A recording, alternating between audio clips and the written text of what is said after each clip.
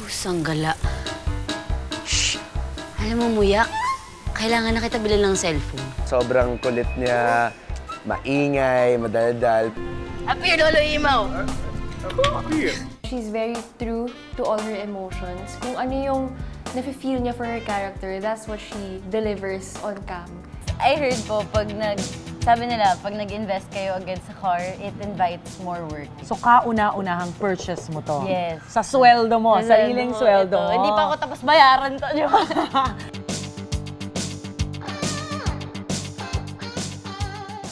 Nakilala natin siya bilang si Lyra sa katatapos ng na-hit telefantasya na Encantadia. Pero alam niyo bang na-discover pala siya ng isang talent scout nang minsan siyang umattend ng isang fans day. Bukod sa iba't ibang TV guestings, patok din siya ngayon sa social media dahil sa mga song cover na ina-upload niya. Ngayong gabi, alamin natin ang kwento ng buhay ng isa sa mga most promising at most talented young Kapuso stars, si Mikey Quintos. Akesha ang aking ngalan. Akesha? Ang cute ang pangalan mo, parang pang Becky. Pusang gala. Shh! Alam mo, Muyak, kailangan na kita bilhin ng cellphone. Siya si Lyra. Ang anak ni na Sangre Amihan at Prinsipe Ibrahim sa hit na telefantasya na Encantadia. First time niyo po ba dito sa Maynila? Marami ang naaliw sa kanyang karakter na makulit at masayahin. Wait a minute, saping mainit. Ganoon din kaya siya kakulit sa tunay na buhay? Kaya walang asa-asawang mangyayari. You know my husband's lover, okay?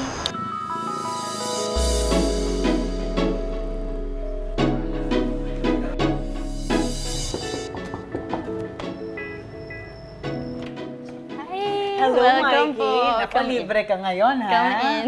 Tapos Yeah. ang Encantadia, Yes. a lot of free time for yourself. Well, since I have school, medyo hectic pa rin ang sked. Oo. Pero itong bahay na to, dito ka ba lumaki? Opo, Anong dito mga na. memories dito sa bahay? In this house po, kasama ko ang buong father side ko. So, ang daming memories with cousins, lalo na lang lumaki kami together, like from ganito kaliit. Talaga? Now, oo. I want to get to know you more, and I'm sure yung mga fans and followers mo. Hiramin mo na kita sa kung anong ginagawa mo, ha? Okay. Siya si Micaela Marie Javier Quintos o mas kilala natin bilang Mikey Quintos. Ipinanganak noong December 18, 1997, ikatlo siya sa 4 na magkakapatid. At kapwa nasa politika ang mga magulang niya. Ikaw to! Ako yan. Mga ilang taong ka niya? I was 8, 9. So ikaw ang pangatlo sa Pangatlo magkakapatid. po.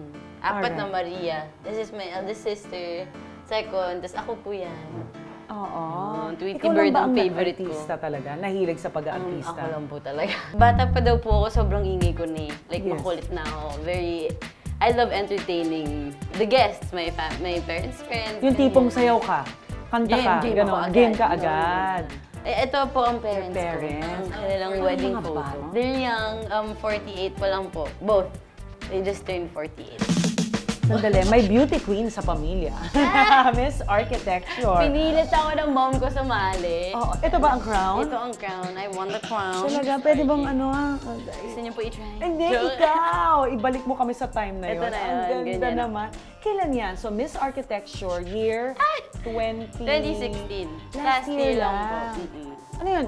Here. Sumaba ka talaga? Hilig mo talaga? O pinasali ka? Ano po, actually, pinilit ako ng mom ko kasi, as you can see, medyo boyish po ako. So, nung nakikita niya mag-artista na ako, sabi niya, try mo mag-pageant. Malay mo makatulong yan sa'yo, mas maging demure ka, ganyan. Nakatulong nga ba? Medyo, for a while. Itinuloy pa namin ni Mikey ang pag-house tour. Okay, let's go to the dine. Good memories. Yes, dito po, these are all my cousins. This spot, ang dami kong memories dyan na mahahanapin ko sa gifts yung Pag Pasko, pangalan. bagong taon, magkakasama. Opo, the whole father's side. Ay, this is my sister, eldest sister The panganay? Luisa, and my lola. I heard po, Mami, solid ka puso. Sobra. Ay, walang lipatan. Naku, ibubuko niya na si Mikey sa akin. Unahin ko na siyempre si Lola. Kamusta ho bilang ako? Ay, naku, makulit. Oo, pag hindi ko nakikita, hindi niya ako nakikita. Ang gagawin niya, Nay, nandito na ako. Namimiss mo ba ako? Iyak siya. Phone call lang, marinig niya lang boses ko, iyak na siya. Bakit Ayan, naiyak na. Sabi sa'yo. But how's your relationship with each other? Panganay, si Mikey would be pangatlo, no? Yes, Pangatlo. Tapos nag-artista Yung pa. relationship namin, parang she's still the same. She's still the same. Parang ang difference lang is, mas wala siya sa bahay, pero pag nagkakasama kami, sobrang kulitan pa din, tapos away pa din, like normal sibling. Ang kadaldala ni Mikey, yung pagiging talkative niya. Sa niya naman. Sa kanya. Ingay yan, sobrang ingay niya. Nahiya, nagpipigil lang po yan ngayon. Pero Sa pinakabagong game application na Chicken Scream, masusubukan natin ang pagiging talkative ni Mikey. Ang goal ay kailangan hindi mamatay yung manok. Yes. At para hindi siya mamatay, kailangan You have pag to nag scream. you have to scream or paglalakad basta ano ka lang, salita ka lang ng Scream to salita. make the chicken jump. I Yes. think. Okay, let's try. Yun ang magpapatalon There. sa kanya. Talk or Kung sing. patayin Okay. yan, kundi magiging Tatry niyo. tinola. Okay. Ayan na. Ah! Ah! Ah! Mami! Ha! So ganun pala kahit ano siya. Naku, ano ba to? Go! Level Ay! na yan. Hello, hello, hello. Ay! Ay! Nahulog! Bukod sa pag-arte, alam nyo bang may talent din pala sa music itong si Mikey? Grabe ka. Very talented, ha? Hindi lang acting, singing, playing instruments, at hindi lang piano, I heard. Yes, Kundi 3 instrumento. Ano-ano yon, Guitar, Mikey? uke, and piano po. Wow! Bakit? Ano ba? Musically inclined talaga ang buong pamilya? Actually, hindi po. Hindi din. Hindi! Medyo ako yung labag sa lahat ng rules ng family ko. Ako yung kumontra sa mga tradition. Ikaw yung artist Yes, sa pamilya. artist side. Oh. Pero ang tsaga mo, piano, tapos gitara. Pero nag-formal schooling ka? Nung Kapaka-pala? Kapa. Posible pa yan. Sige, parinig nga.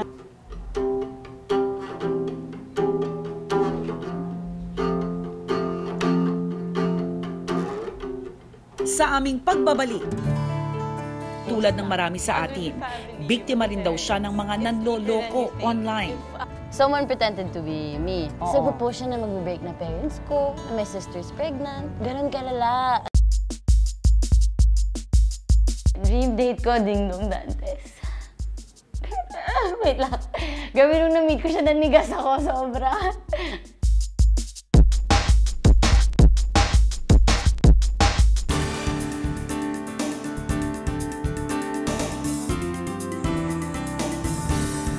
Matapos tayong ilibot ni Mikey sa kanilang tahanan, ang ating next stop, ang University of Santo Tomas. Dito kasi kumukuha si Mikey ng kursong architecture.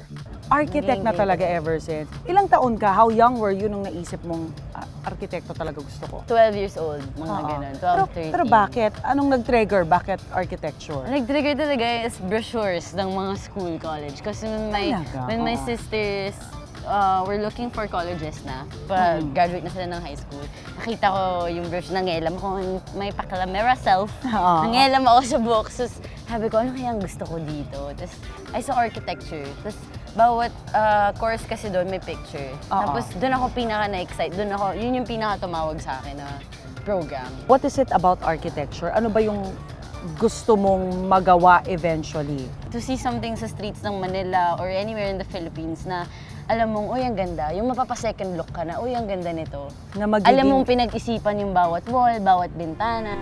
Appear, Lolo Imaw! Very busy ka bilang artista, lalo na yung ginagawa mo yung Encantadia. Paano mo ginagawang makapasa sa eskwelahan na at the same time nag-aartista ka pa rin? Okay, I'm not gonna deny, medyo struggle siya. Mahirap, pero if you want something, you work for it. It is stressful, but I'm thankful for the stress. Because every time na feel kong pagod ako, na-feel ko kung gaano ako ka-blessed. Kasi pagod ako sa something na ginagawa ko, yung love ko yung ginagawa ko. Yes, you're doing it. I You're hope doing it so, right, and- girl. Ipinakilala rin sa akin ni Mikey ang isa sa mga guru niya dito sa Uste.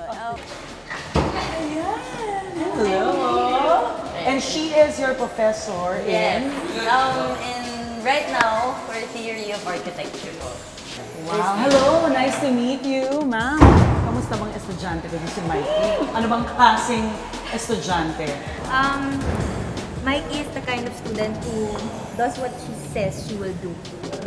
Kumbaga pag sinabi niya, ma'am, basta tatapusin ko to. Hindi, tapos talaga. When I give her parameters, she makes sure that she always delivers. Ngayong tapos na tayong maglibot sa eskwelahan ni Mikey, pag-uusapan naman natin ang kanyang career sa tulong ng isang activity. Alright, Mikey. Hawak ko ang ilan sa mga bagay na tungkol sa'yo. Pwedeng totoo or hindi. Okay. So sabihin mo lang kung true or false, ha? Unahin natin. Totoo. Pakibasa nga. Na-discover si Mikey habang nanonood sa isang fans day. Totoo ba? Oo, Fans true. Day, Nino. True. I was with a friend supporting a friend. Okay. Yung show po na To The Top. Yes, Jimmy. Jimmy, yeah. Nag-perform sila, first ever fans day na nag-perform sila. Wala pang winner nun so marami pang contestants. Yung isa sa mga contestant po, friend ko. Really close friend. Pero na-discover ka. So nasa audience area ka? I was in the ba? audience area. Tapos parang may maliit na booth na nag-VTR. So sila, may scouting team ata ang GMA no. So malapit lang sila sa people na, uy, VTR ka, ganyan-ganyan. Tapos yun. Kung di pa rin ang himpapawid, maabot ang ulap panangin, nais ko parating ang asul na dagat. Bago pa man ma-discover si Mikey, hilig na raw niya ang kumanta at mag-upload ng iba't ibang album covers. Ngayon ba tinutuloy-tuloy mo pa rin yan? Hindi na masyado yung mga full. Because I have school, juggling. Mas mahirap po. Ayan. Bukod sa role ni Lyra, ginampanan din ni Mikey ang role ng Milagros sa Encantadia. True! Ano naman ang balak mong gawin, Milagros? Kuya, kailangan kong tulungan si Mamu. Sandali, Lyra tas Milagros. Anong pagkakaiba nilang dalawa? Lumaki po kasi yung character ni Lyra sa mundo ng mga tao. Okay. So, nung nandun siya sa mundo ng mga tao, yun yung name sa kanya nung adoptive parents niya. Milagros. Ikaw? Kilala mo siya? Hindi. How did that change your life? I learned a lot sa buong one whole year na nasa Encantadia ako. Medyo bobo ako nung pagpasok ko ng Enca. Di ko alam paano magbasa ng breakdown, ng script. Ikaw ba'y naliligaw? May hinahanap ka ba? Sobrang kulit niya at maingay, madaldal. Pero when it comes to work, when it comes to the scenes na kailangan namin i-take, nagiging seryoso siya.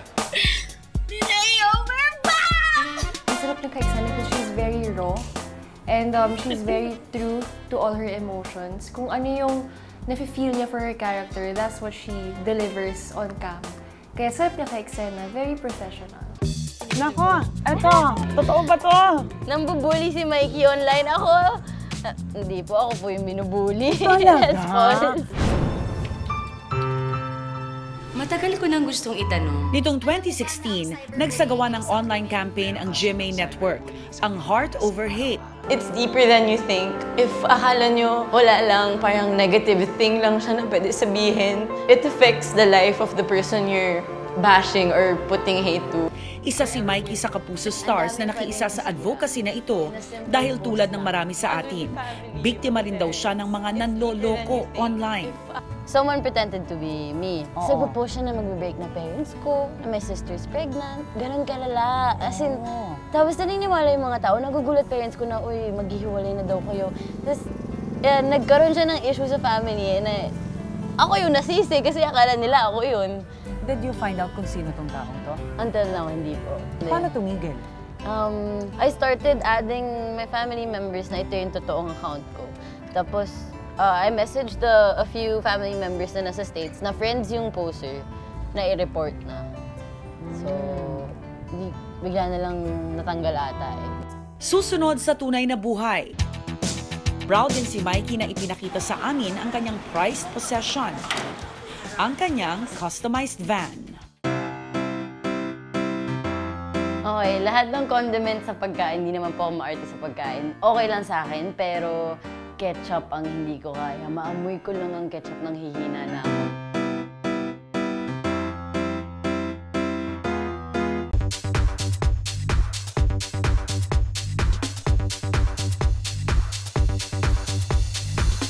Hindi lang pala sa acting at sa musika mahusay itong si Mikey. May angking galing din pala siya sa pag-sketch at pagpipinta. Wow! Okay, anong tawag mo sa ganito? This is a monochromatic watercolor painting of the National Museum. Oh, ang dami nung sinabi ko, di ba? So ano to? So projects nyo to sa school? Yes.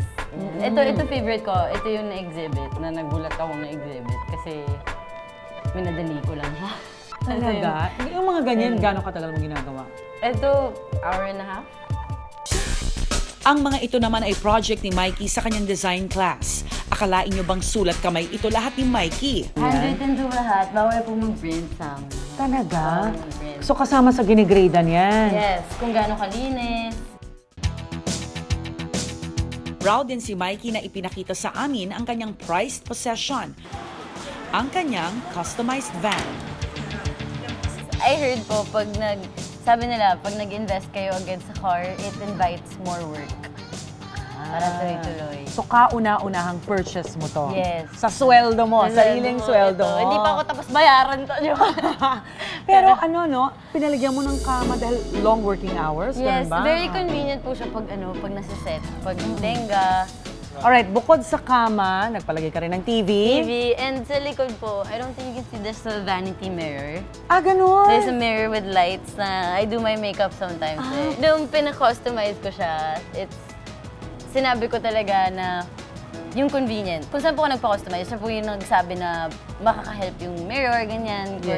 Because yun nga, during the late, and I have a socket inside. Like yung socket na pwede kong mag-blower, ganyan na. Para pagiting mo late ka na, hindi ka mukhang late. Nakapag-ready ka. Baguhan pangaraw na maituturing si Mikey sa larangan ng showbiz. At aminado siyang marami pang kailangang matutuhan. Kaya handa raw siyang pagbutihin pa ang kanyang sining at ang kanyang sarili para sa mga tagahangang mainit na tumanggap at sumusubaybay sa kanya. Anong aral ng tunay na buhay ni Mikey?